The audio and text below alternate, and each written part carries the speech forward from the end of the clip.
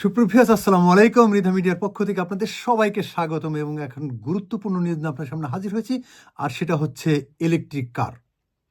সুপ্রভিয়াস আপনারা জানেন যে 2030 সালের মধ্যে যত পেট্রোল এবং ডিজেল চালিত কার আছে সেগুলো ব্যান হয়ে যাচ্ছে। অর্থাৎ 2030 সালের মধ্যে সব ধরনের পেট্রোল চালিত এবং ডিজেল চালিত কারগুলো ভ্যানিশ করে দেওয়া হবে এবং আর রাস্তায় চলতে পারবে না। এর পরিপ্রেক্ষিতে আপনাকে অবশ্যই ইলেকট্রিক কার কিনতে হবে। সুপ্রভিয়াস সেই ইলেকট্রিক কার কেনার জন্য সরকারের অনুদান অবশ্যই জরুরি বলে মনে করেন ফোর্ড ইউকের কোম্পানির চেয়ার এবং ম্যানেজিং ডিরেক্টর লিজা ব্র্যাঙ্কিন। তিনি বলছেন যে সরকারকে জরুরিভাবে এই গাড়িগুলো কেনার জন্য অনুদান দিতে হবে, কেননা যারা গাড়ির মালিক আছেন তারা পেট্রোল এবং ডিজেল চালিত কারকে বিক্রি করে দিয়ে নতুন কার কেনার জন্য তাদেরকে অবশ্যই অর্থনৈতিক সহযোগিতা করতে হবে। সেই সাথে যেটা সবচেয়ে বেশি গুরুত্বপূর্ণ সেটা হচ্ছে ইলেকট্রিক চার্জ। পর্যাপ্ত পরিমাণে ইলেকট্রিক চার্জের ব্যবস্থা নেই। পর্যাপ্ত পরিমাণে ইলেকট্রিক চার্জের ব্যবস্থা করতে হবে।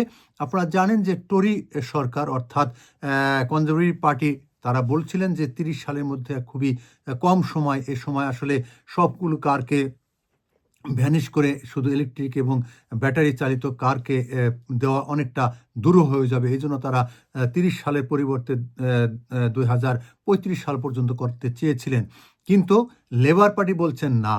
তারা এই নির্বাচনে ওয়াদা দিয়েছেন, সেই ওয়াদা অনুযায়ী 2030 সালের মধ্যেই তারা সমস্ত ইলেকট্রিক কার রাস্তায় থাকবে এবং পেট্রোল এবং ডিজেল চালিত কার ভ্যানিশ করে দেওয়া হবে। সেই কারগুলো আর গাড়িতে চলতে পারবে না।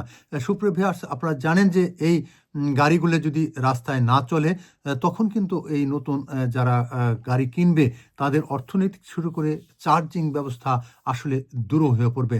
সুপ্রভিয়ার্স আপনারা জানেন যে পরিবেশ রক্ষার জন্য অর্থাৎ জিরো কার্বন, সেই জিরো কার্বনের জন্য অর্থাৎ পরিবেশ দূষণ মুক্ত করার জন্য পেট্রোল এবং ডিজেল চালিত কার ব্যান করা হচ্ছে। সেখানে ইলেকট্রিক এবং ব্যাটারি চালিত গাড়ি চলবে। সুপ্রভিয়ার্স ইতিমধ্যেই অবশ্যই বিভিন্ন স্থানে চার্জিং পয়েন্ট আছে, কিন্তু সেই চার্জিং পয়েন্টগুলো কিন্তু পর্যাপ্ত নয়। সেই চার্জিং পয়েন্টকে অবশ্যই পর্যাপ্ত করতে হবে এবং সুপ্রভিয়ার্স যারা দেখছেন এবং দেখবেন তাদেরকে অনুরোধ করি আপনারা কেউ আর পেট্রোল কিংবা ডিজেল চালিত কার কিনবেন না, কারণ 2030 সালের মধ্যে কিন্তু আপনাকে অবশ্যই পেট্রোল এবং ডিজেল চালিত কার ব্যান করে দিবে সরকার। সেই গাড়ি আর রাস্তায় চলতে পারবে না। সুপ্রিয় ভিউয়ার্স আজকে এ পর্যন্তই। আপনারা সবাই ভালো থাকুন, সুস্থ থাকুন এবং পরিবেশ রক্ষায় আমরা আমাদের নিজের অবস্থান থেকে সহযোগিতা করি।